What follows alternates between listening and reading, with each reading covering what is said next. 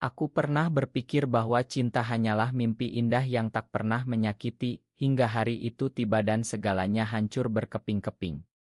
Aku, seorang pemuda biasa dari keluarga sederhana di Jakarta, tiba-tiba terjerat dalam pusaran emosi yang tak kukira akan membawa pengkhianatan begitu dalam. Dan ketika aku akhirnya bangkit dari reruntuhan hati, dia datang lagi, memaksa aku menghadapi kenyataan bahwa cinta sejati tak pernah benar-benar pergi, meski penuh dengan luka.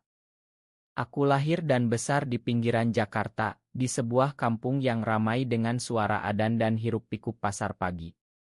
Namaku Adi, seorang pemuda berusia 25 tahun yang bekerja sebagai pegawai kantor di pusat kota. Hidupku biasa saja, hingga aku bertemu dengan Rama, seorang pria karismatik dari keluarga kaya raya di kawasan elite Menteng.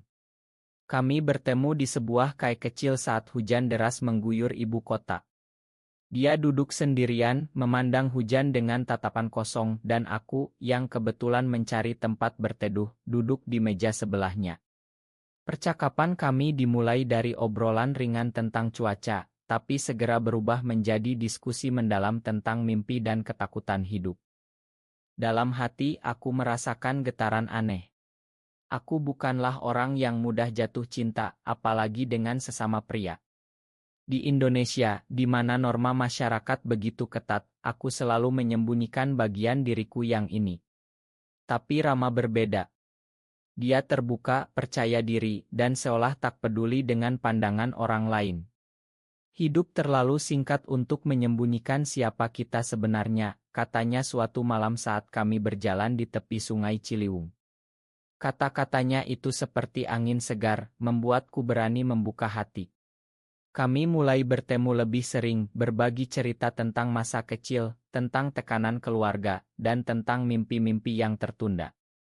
Tapi di balik senyumnya yang menawan, ada sesuatu yang gelap. Rama sering hilang tanpa kabar, menelepon di tengah malam dengan suara lelah, dan aku mulai merasakan kecurigaan. Apa yang sebenarnya kau sembunyikan, tanyaku dalam hati setiap kali dia menghindar dari pertanyaan tentang pekerjaannya. Dia bilang dia bekerja di perusahaan keluarga, tapi aku tahu ada lebih dari itu.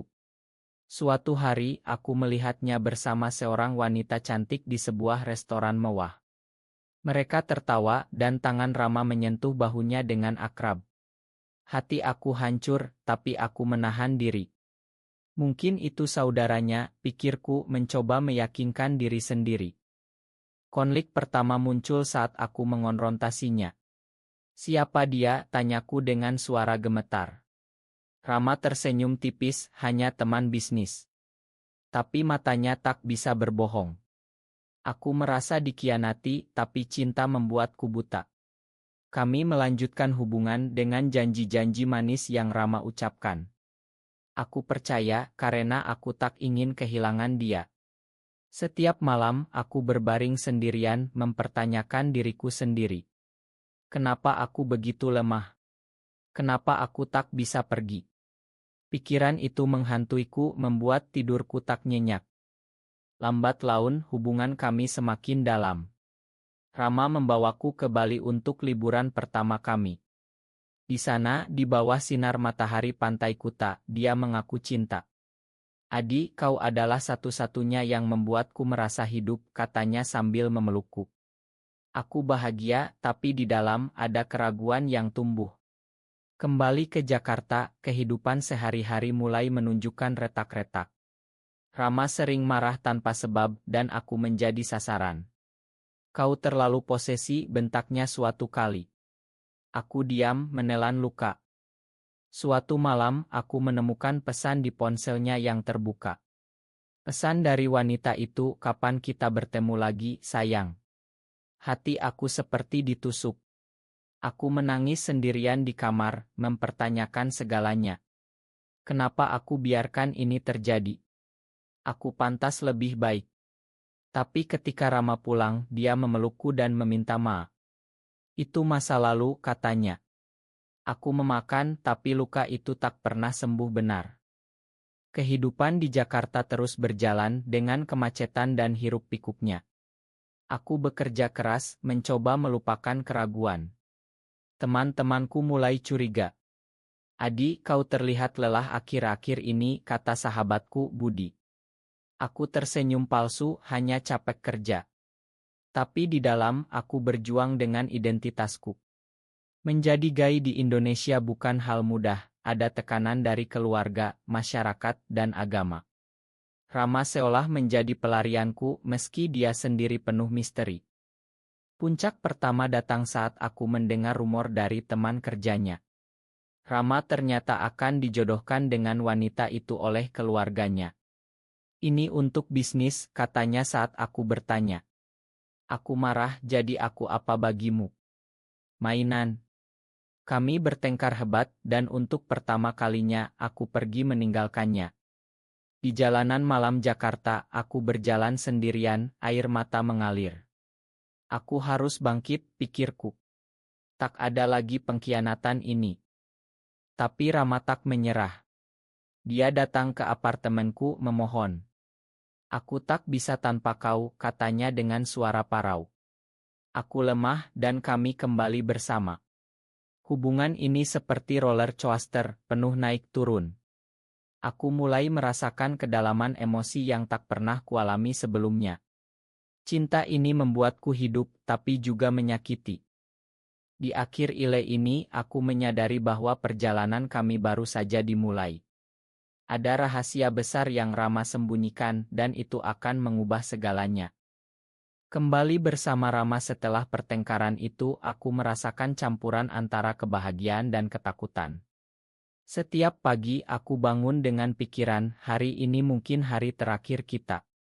Tapi dia berubah, lebih perhatian, lebih jujur. Kami menghabiskan waktu di rumahnya yang mewah, berbicara tentang masa depan. Suatu hari, kita akan pergi dari sini, ke tempat di mana kita bisa bebas, katanya. Aku percaya, meski hati kecilku ragu. Tapi pengkhianatan kedua datang lebih kejam. Aku menemukan surat undangan pernikahan di tasnya. Nama Rama dan wanita itu, Nadia, terpampang jelas. Ini. Apa ini? Tanyaku dengan suara bergetar. Rama memucat, ini dipaksa keluarga. Aku tak mau. Tapi kenapa dia tak katakan dari awal? Aku merasa dikhianati lagi, lebih dalam. Kau bohongi aku, jeritku. Kami bertengkar, dan kali ini aku benar-benar pergi. Di kampung halamanku di Bogor, aku mencoba menyembuhkan luka. Keluargaku tak tahu tentang hubunganku dengan Rama, mereka pikir aku hanya stres kerja. Adi, kau butuh istirahat, kata ibuku. Aku diam, tapi di dalam badai emosi bergolak. Kenapa cinta ini begitu menyakitkan? Apakah aku salah mencintai sesama pria? Pikiran itu menghantuiku setiap malam. Aku mulai membaca buku tentang identitas diri, mencari jawaban dalam agama dan budaya Indonesia yang rumit. Rama mencariku. Pesan-pesannya membanjiri ponselku, makan aku, Adi. Aku tak bisa hidup tanpamu. Aku abaikan, mencoba bangkit. Aku bergabung dengan komunitas rahasia di Jakarta, bertemu orang-orang seperti diriku. Di sana aku belajar bahwa cinta tak harus menyakiti. Kau pantas bahagia, kata seorang teman baru, Andi. Dia baik, tapi hatiku masih milik Rama. Suatu hari, Rama datang ke Bogor. Dia terlihat kurus, mata merah. Aku batalkan pernikahan itu, katanya. Untukmu. Aku tak percaya, tapi dia tunjukkan bukti. Keluarganya marah, bisnis terganggu, tapi dia pilih aku. Hati aku luluh. Kenapa kau lakukan ini, tanyaku. Karena kau adalah jiwaku, jawabnya. Kami kembali bersama, tapi kali ini dengan luka yang lebih dalam. Aku mulai merasakan ketergantungan emosional. Setiap hari aku mempertanyakan apakah ini cinta sejati atau hanya ilusi. Rama berusaha membuktikan, membawaku ke acara-acara keluarga rahasia, memperkenalkanku sebagai teman dekat. Tapi masyarakat Indonesia tak ramah, gosip mulai beredar. Konflik baru muncul saat ayah Rama mengetahui hubungan kami. Kau hancurkan keluarga ini, bentaknya. Rama diusir dari rumah, dan kami harus hidup sembunyi-sembunyi. Di apartemen kecilku, kami berjuang. Ini ujian kita, katanya. Tapi aku lelah. Kenapa harus begini? Kenapa tak bisa normal, gumamku dalam hati. Malam-malam panjang diisi dengan percakapan mendalam. Rama cerita tentang masa kecilnya, tekanan menjadi pewaris keluarga. Aku selalu merasa berbeda, katanya. Aku paham, karena aku juga begitu. Cinta kami tumbuh lebih kuat, tapi luka masa lalu masih ada. Aku sering bermimpi tentang pengkhianatan, bangun dengan keringat dingin. Di tengah itu aku bertemu Nadia secara tak sengaja. Dia mendekatiku di kai.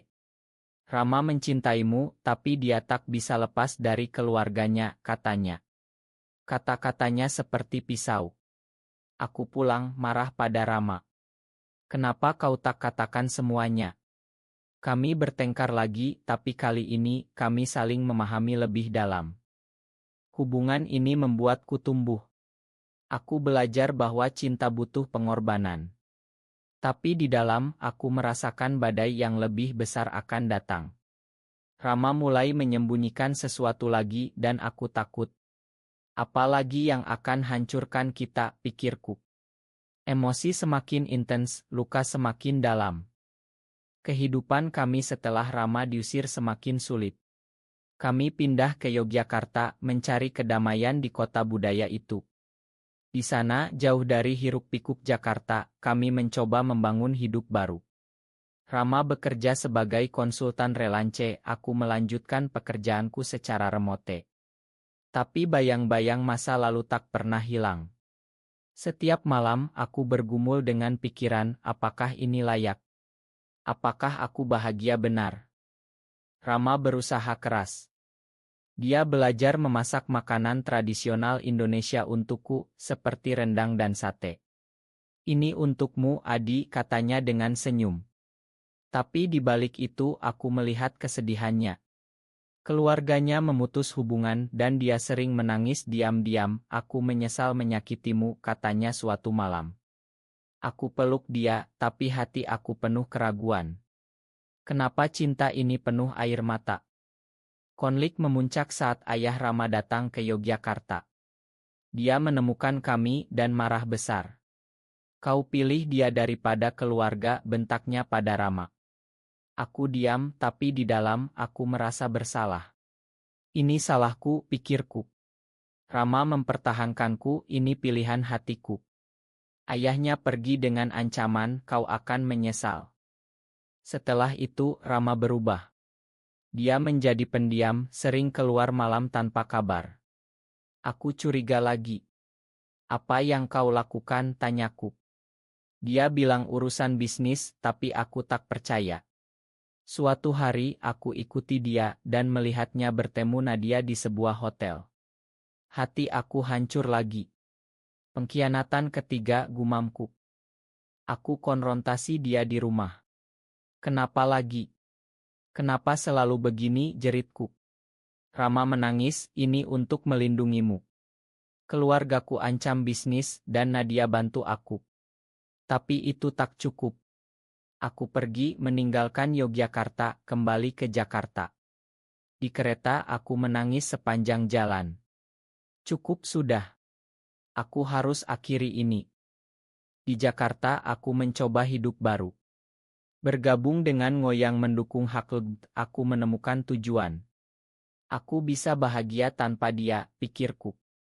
Tapi Rama tak berhenti. Dia kirim surat, aku salah. Beri aku kesempatan terakhir. Aku abaikan, tapi hati aku sakit. Emosi semakin membara. Setiap hari aku mempertanyakan identitasku. Di Indonesia ini, apakah ada tempat untuk cinta seperti kami? Teman-temanku dukung, tapi keluargaku mulai curiga. Ibu tanya, kenapa kau tak pernah bawa pacar? Aku diam, takut kehilangan mereka. Rama datang lagi, kali ini dengan bukti. Dia putus semua hubungan dengan Nadia, dan lawan ayahnya di pengadilan untuk warisan. Aku pilih kau, katanya. Aku lemah lagi, tapi kali ini aku tetapkan batas. Tak ada lagi rahasia, kataku. Kami coba lagi, tapi luka semakin dalam. Setiap pertengkaran, emosi meledak. Kau tak paham betapa aku takut kehilanganmu, jerit Rama. Aku balas, dan kau tak paham betapa aku hancur karena pengkhianatanmu. Dialog kami penuh drama, tapi membawa pemahaman. Di akhir ile ini, aku merasakan bahwa klimaks mendekat. Ada rahasia besar dari masa lalu Rama yang akan terungkap, dan itu akan uji cinta kami hingga batas. Emosi semakin kuat, air mata semakin banyak. Hidup kami di Jakarta setelah rekonsiliasi ketiga semakin rumit. Rama tinggal bersamaku di apartemen kecil, kami berjuang finansial. Tapi cinta membuat kami bertahan. Setiap pagi aku bangun dengan pikiran hari ini kita akan lebih kuat. Tapi di dalam, luka lama masih berdarah. Rahasia Rama akhirnya terungkap. Suatu malam, dia cerita tentang masa lalunya. Aku pernah menikah dengan wanita sebelum Nadia, katanya. Itu paksaan dan berakhir tragis. Wanita itu bunuh diri karena tahu tentang orientasiku. Hati aku hancur mendengarnya. Kenapa tak katakan dari awal, tanyaku. Aku takut kau pergi, jawabnya. Pengakuan itu membawa konflik baru. Aku merasa dikhianati lagi, tapi juga kasihan. Kau bawa beban begitu berat sendirian, pikirku. Kami saling dukung, tapi masyarakat mulai menekan. Gosip di kantor, teman menjauh. Adi, hati-hati, kata Budi. Aku abaikan, tapi ketakutan tumbuh. Puncak datang saat keluarga Rama serang kami. Mereka laporkan kami ke polisi dengan tuduhan palsu. Ini untuk memisahkan kalian, kata ayahnya. Kami ditahan semalam dan itu traumatis. Di sel, Rama peluk aku, makan aku. Aku menangis, ini terlalu berat. Setelah bebas, aku putuskan pergi. Aku tak bisa lagi, kataku. Rama memohon, tapi aku tegas. Di Bandung aku sembunyi, mencoba lupakan. Tapi emosi membara.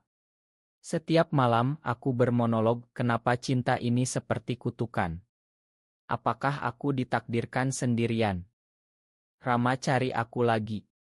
Dia datang dengan berita, dia lawan keluarganya secara terbuka, dan mulai kampanye untuk hak lebih. Ini untuk kita, katanya. Aku terharu, tapi ragu. Terlalu banyak luka, jawabku. Kami bertemu di sebuah masjid tua, berbicara panjang. Aku sadar sekarang, cinta butuh kejujuran total, katanya. Aku akui dan aku butuh waktu. Tapi hatiku luluh. Kami kembali, tapi dengan janji baru. Emosi semakin intens. Setiap hari, aku rasakan campuran cinta dan sakit. Ini perjuangan kita, pikirku. Tapi ada ancaman baru, Nadia kembali dengan rencana balas dendam. Dia ancam sebarkan rahasia kami. Kau tak akan dapatkan Rama, katanya padaku. Konflik memuncak. Kami hadapi bersama, tapi luka semakin dalam. Di akhir ile aku tahu bahwa akhir mendekat dengan pilihan sulit. Emosi seperti api yang membakar. Kembali bersama setelah ancaman Nadia, kami lebih waspada. Rama lindungi aku, tapi tekanan semakin besar. Masyarakat Indonesia, dengan nilai konservatinya, mulai menarget kami. Demo kecil di depan apartemen, ancaman online. Kita harus pergi, kata Rama. Tapi aku tegas, tidak, kita lawan di sini. Emosi aku meledak saat Nadia datang ke rumah. Kau hancurkan hidupku, jeritnya. Ternyata Rama pernah janjikan pernikahan padanya sungguhan. Itu masa lalu, bela Rama. Tapi aku hancur. Pengkhianatan terakhir, pikirku. Aku usir dia, pergi. Sendirian aku bergumul dengan pikiran gelap. Kenapa aku selalu percaya? Apakah aku bodoh? Aku hampir menyerah, tapi teman dari komunitas dukung. Kau kuat, Adi, kata Andi.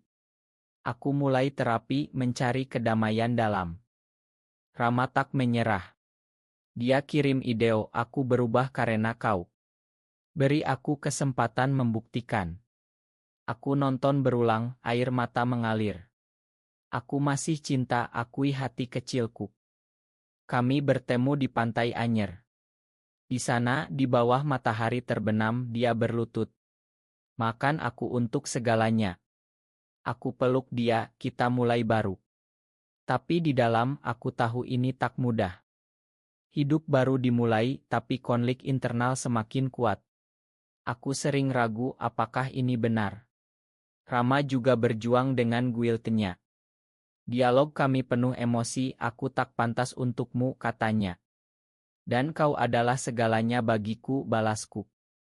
Ancaman keluarga memuncak. Mereka culik Rama, paksa dia kembali. Aku panik, cari bantuan polisi dan komunitas. Aku tak akan biarkan mereka ambil dia, pikirku. Kami selamatkan dia, tapi Rama terluka. Di rumah sakit, aku jaga dia.